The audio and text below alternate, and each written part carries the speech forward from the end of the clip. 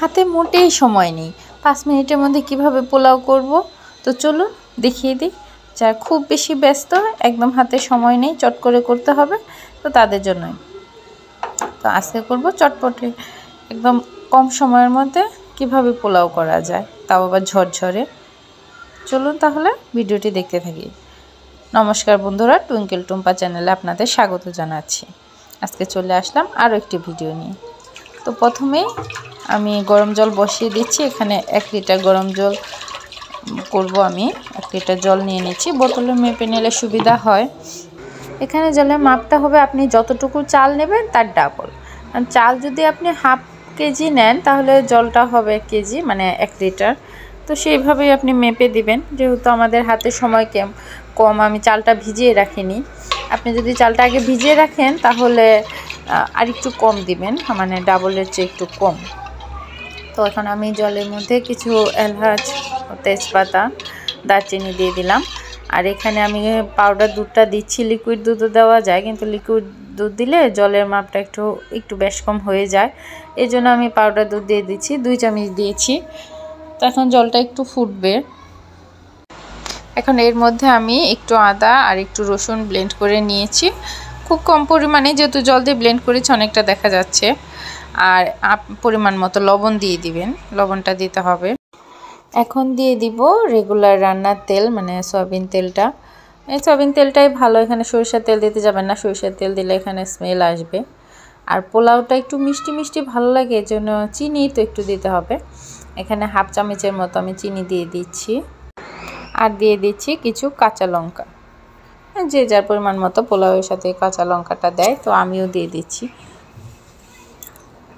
দিয়ে আমি কিছুক্ষণ ঢাকা দিয়ে দিব, জলটা একটু ভালো মতো ফুটে উঠবে। আর এদিকে আমি চালটা ভিজিয়ে ধুয়ে নিচ্ছি।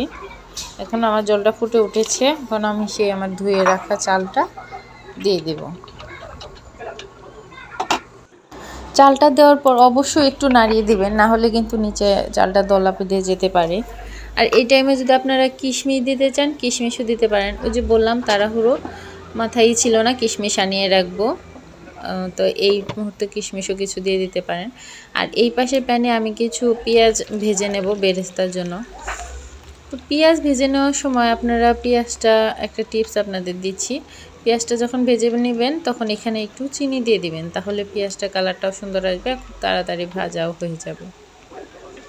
এই যে দেখেন এদিকে ফুটে উঠছে, খুব বেশি সময় লাগবে না, খুব তাড়াতাড়ি হয়ে যাবে। আর সবগুলো যেহেতু আমি একসাথে দিয়ে দিচ্ছি, এটা বসিয়ে অন্য কাজও করা যাবে।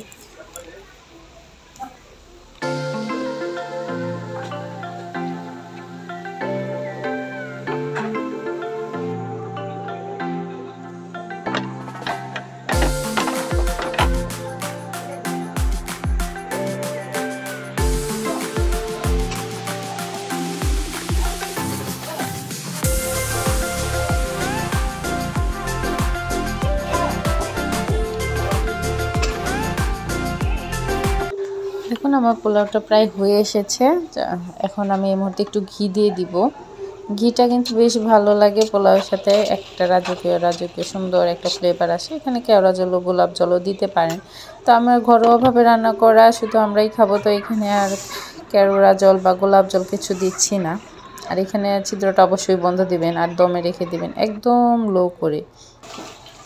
আমি অফই করে দিলাম, যেহেতু আমার এটা হয়ে এসেছে। এই যে দেখুন কত সুন্দর হয়েছে। এটা না খুব ঝরঝরে হয় একদম, আর খুব কম সময়ে হয়ে যায়। আর এখন এই যে আমি বেরেস্তাটা দিয়ে দিব উপর দিয়ে। বেরেস্তাটা এখানে একটু কালচে দেখা যাচ্ছে ভিডিওর কারণে, ক্যামেরার কারণে, কিন্তু আসলে সুন্দর হয়েছিল অনেক। ধন্যবাদ ভিডিওটি দেখার জন্য। আর যদি ভিডিওটি ভালো লাগে অবশ্যই চ্যানেলটি সাবস্ক্রাইব করে পাশেই থাকবেন। ধন্যবাদ সবাইকে। দেখা হবে আগামী কোনো ভিডিওতে, নতুন কোনো রেসিপি নিয়ে আসবো।